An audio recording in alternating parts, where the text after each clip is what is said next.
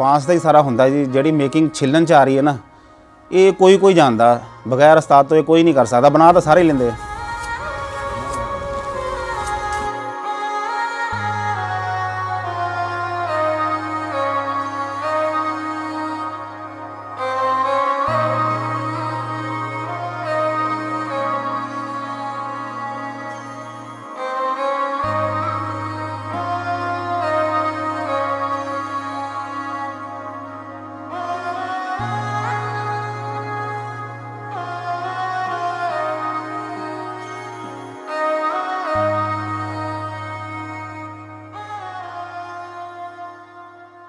मेरा नाम बहादुर अली है जी।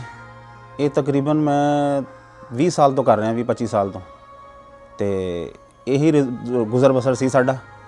ते जदों दी है मसलन कैमिकल वगैरह आई है, ये नाल सानू बहुत परेशानी हुई। साडा जिहड़ा ना काम बिल्कुल ठप हो गया। उहदी वजह नाल असीं परेशान बहुत हाँ। तो हुण यही है भी कभी किते दिहाड़ी कर ली, कभी किते कर ली, इस तरह टेंशन और परेशानी बहुत आ। नहीं, ये जद्दी पुश्ती तां नहीं सी, ये मेरा उस्ताद सी। बस शौक सी मैनूं। शौक की वजह नाल फिर मैं उस्ताद फड़िया तो उस्ताद ने फिर मैं तकरीबन उत्थे 5 तो 6 साल लगाए।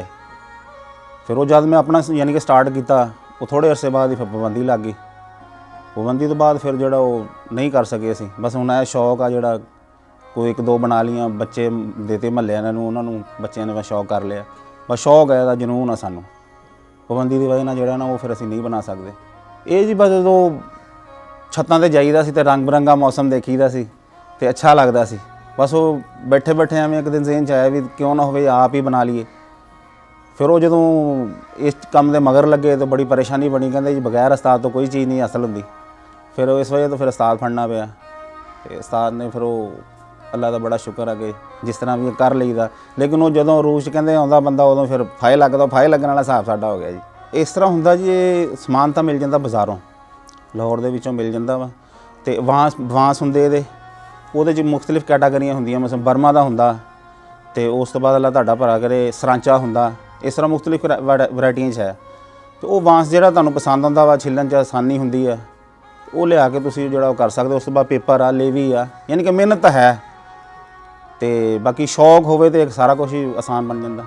ਵਾਂਸ ਜਿਹੜਾ ਜੀ ਉਹ ਇਹ ਛੁਰੀ ਹੈ, ਉਹ ਚੱਪਟੀ ਤਰ੍ਹਾਂ ਹੁੰਦਾ ਵਾ। ਉਹਦੇ 'ਚੋਂ ਅਸੀਂ ਆਪਣਾ ਸਾਈਜ਼ ਦਾ ਜਿਹੜਾ ਕੱਢੀ ਜਾਈਦਾ ਤੀਲਾ ਕੱਢ ਕੇ ਉਸ ਤੋਂ ਬਾਅਦ ਉਹਦੀ ਮੇਕਿੰਗ ਕਰੀਦੀ ਹੈ। हाँ, मेकिंग करके उस तो बाद असी फिर उन्होंने देख लीदा वा।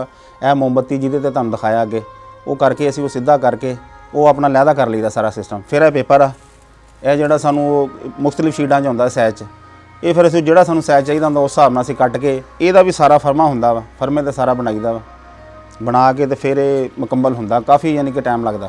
इहदे विच बांस दा ही सारा हुंदा जी। जिहड़ी मेकिंग छिल्लण च आ रही है ना, ये कोई जाणदा, बगैर उस्ताद तो ये कोई नहीं कर सकदा। बना तो सारे ही लैंदे, बगैर उस्ताद तो कोई नहीं हुंदा। वो फिर उहदे विच ये हुंदा वा कि जिस तरह कोई उड़ा रहा, एक साइड नूं जा रही पतंग या दूसरी साइड नूं जा रही है, ये बैलेंस करना पैंदा सानूं। यह छुरी नाल बैलेंस करके फिर जिहड़ा ना वो चलना पैंदा अगे। बना तो हर बंदा ही लैंदा। पेपर मसलन चाइना दा वा, पहले दूसरा हुंदा जी। हुण जिहड़ा चाइना ही बहुता इस्तेमाल हुंदा वा या इंडियन हुंदा वा, वो ही बहुता इस्तेमाल हुंदा वा। उहदे ते ही पेपर तो हल्का भी मिल जांदा वा। हल्का जिहड़ा वो फिर शिकायतां आंदियां वा, पतंग जद उपर जांदी हवा च फिर फट जांदी है। देखो जी, बुनाई दी सारा हुंदा। जद गुड्डा फड़दा ना मेकर या दुकानदार वेचण वाला, वो फड़न सार तुहानूं दस देता जी। कमान जिहड़ी हुंदी है ना जी उपर, वो कमान जिहड़ी है ना तुहानूं वही दस देगी। देखण 'च तुहानूं पता लग जाएगा भी यह अच्छा वा, यह बुरा वा। तो ज़ाहरी बात है, हुण जिहड़ा वेचण वाला उहने थोड़ी बताउणा, जिहड़ा लैके जांदा फिर उहने शिकायत करनी जी, यह अच्छी नहीं सी लाट आई तुहाडी, लिहाजा तुसीं यह देखो इधर नूं जांदा या इधर नूं जांदा, फिर वो करना पैंदा वा। लेकिन साडा अल्लाह दा शुक्र है कि कदी नहीं इस तरह होया। बगैर उस्ताद तो उही गल कि कुछ नहीं हासिल हुंदा। नहीं, असल 'च ये है ना, जिहड़ा माँ बाप नूं तां नहीं ये पसंद। देखो जी, वो नहीं चाहते कि साडा बेटा उपर जाए या कोई मसला बने। लेकिन ये चोरी किया, लेकिन थोड़े अरसे बाद पता लग गया सीगा कि इस तरह जांदा वा। लेकिन उन्होंने जी सपोर्ट तो खैर नहीं की, लेकिन उन्होंने हौसला जरूर दिता भी ठीक है तेरी मर्जी है, तू कर। तो मैं फिर किया। देखो जी, ये तो जद असीं गए हैं, सानूं तो पहले उन्होंने यह छोटे जिहड़े टिक्के वगैरह ही कट्टन ते लगाया। ये काफ़ी अरसा तकरीबन 1.5-2 साल उन्होंने सानूं लाया। आस्ता आस्ता फिर उन्होंने सानूं फर्मा दिता भी है, फर्मे ते कट्टो। यह जिहड़ा छिल्लण दा प्रोग्राम है ना, यह जरा थोड़ा जिहा सख्त हुंदा वा। ये सानूं फिर आखिरी टाइम जिहड़ा आखिरी साल से ना मेरा, फिर उन्हें मैनूं दस्सिया इस तरह करके पहले बनवाया, फ़र्क आया उहदे, फिर बनवाया, फिर फ़र्क आया। लेकिन वो फ़र्क जिहड़ा घटदा गया। तो वो इंशाअल्लाह फिर अल्लाह ने ऐसा दिन फेरिया कि साडा माशाअल्लाह सही होने लग गया। लेकिन फ़र्क तो हजे भी आ जांदा। मैं ये नहीं कह सकता 100% ठीक है, फ़र्क तो हजे भी नहीं भी आ जांदा। मशहूर तो खैर मेरा उस्ताद ही सी, मैं तो नहीं सीगा। लेकिन उस्ताद दे मगर ही फिर मैं कीता। ਲੇਕਿਨ ਉਹਦਾ ਹੀ ਨਾਂ ਚੱਲਦਾ ਸੀਗਾ। ਤੇ ਉਹ ਦੁਕਾਨਦਾਰ ਇਸ ਤਰ੍ਹਾਂ ਹੁੰਦੇ, ਮੁਖਤਲਿਫ ਸ਼ਹਿਰਾਂ 'ਚ ਹੁੰਦੇ ਆ, ਉਹ ਫਿਰ ਉਹ ਥੋਕ ਦੇ ਹਿਸਾਬ ਨਾਲ ਲੈ ਜਾਂਦੇ ਆ, ਦਰਜਨਾਂ ਦੇ ਹਿਸਾਬ ਨਾਲ ਲੈ ਜਾਂਦਾ, ਕੋਈ ਦੂਸਰਾ ਉਸ ਤਰ੍ਹਾਂ ਲੈ ਜਾਂਦਾ। ਬਸ ਇਸ ਤਰ੍ਹਾਂ ਹੀ ਜਾਂਦੇ ਸੀ ਤੇ ਨਾਂ ਉਸਤਾਦ ਦਾ ਹੀ ਸੀ। ਅਸੀਂ ਸਿਰਫ ਪਿੱਛੇ ਕੰਮ ਕਰਨ ਵਾਲੇ ਸੀਗੇ। ਅਸੀਂ ਇਹ ਨਹੀਂ ਕੀਤਾ ਕਿ ਜੇ ਹੁਣ ਕੰਮ ਸਿੱਖ ਲਿਆ ਤੇ ਫਿਰ ਆਪਣਾ ਕਰ ਲਿਆ, ਆਪਣਾ ਬਿਲਕੁਲ ਨਹੀਂ ਸੀ ਕੀਤਾ, ਉਸਤਾਦ ਦੇ ਮਗਰ ਹੀ ਕੀਤਾ ਸੀ। ਇਹ ਈਵੈਂਟ ਕੀ ਸੀ ਕਿ ਸਮਝ ਕੋਲ ਈਦ ਹੀ ਸੀ ਪੂਰੇ ਪਾਕਿਸਤਾਨ ਦੀ, ਖਾਸ ਕਰ ਲਾਹੌਰ ਜਿਹੜਾ 2 ਦਿਨ ਹੁੰਦਾ ਸੀਗਾ ਉਹ ਟੋਟਲੀ ਬੰਦ ਹੁੰਦਾ ਸੀ।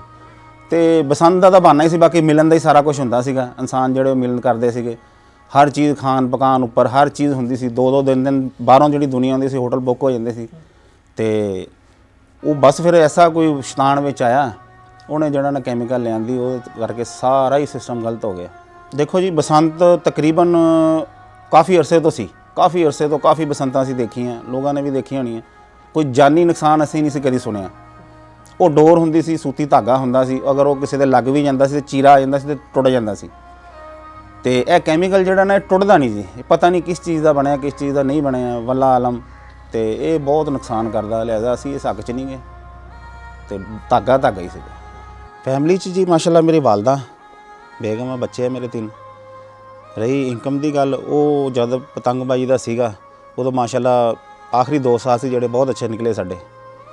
ਤੇ ਉਸ ਤੋਂ ਬਾਅਦ ਜਿਹੜਾ ਨਾ ਪਰੇਸ਼ਾਨੀ ਦਰ ਪਰੇਸ਼ਾਨੀ, ਹੁਣ ਉਹ ਤੁਹਾਨੂੰ ਮੈਂ ਅੱਗੇ ਦੱਸ ਚੁੱਕਿਆ ਕਿ ਦਿਹਾੜੀ ਜਿਹੜੀ ਉਹ ਇਸ ਤਰ੍ਹਾਂ ਹੀ ਹੈ, ਕਦੀ ਕਿਤੇ ਪਰੇਸ਼ਾਨੀ ਟੈਨਸ਼ਨ ਹੀ ਆ।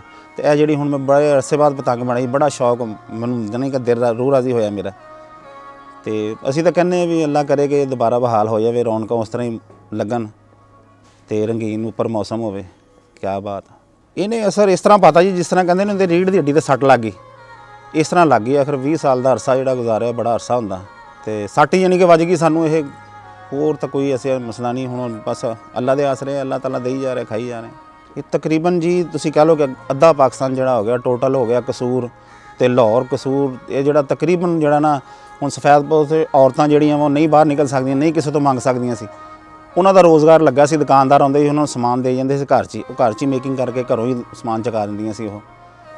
ਤੇ ਉਹਨਾਂ ਨੂੰ ਬਹੁਤੀ ਪਰੇਸ਼ਾਨੀ। ਹੁਣ ਅਸੀਂ ਤਾਂ ਚਲੋ ਮਰਦਾਂ ਨਿਕਲ ਸਕਦੇ ਹਾਂ ਬਾਹਰ, ਉਹਨਾਂ 'ਤੇ ਬਹੁਤ ਅਸਰ ਪਿਆ। ਇਹ ਤਾਂ ਬਹੁਤ ਜ਼ਿਆਦਾ, ਜਿੰਨਾ ਆਪਾਂ ਕਹਿ ਲਈਏ ਨਾ ਉਨਾ ਹੀ ਝੂਠ ਹੈ। ਬਹੁਤ ਜ਼ਿਆਦਾ ਹੀ ਅਸਰ ਪਿਆ ਵਾ।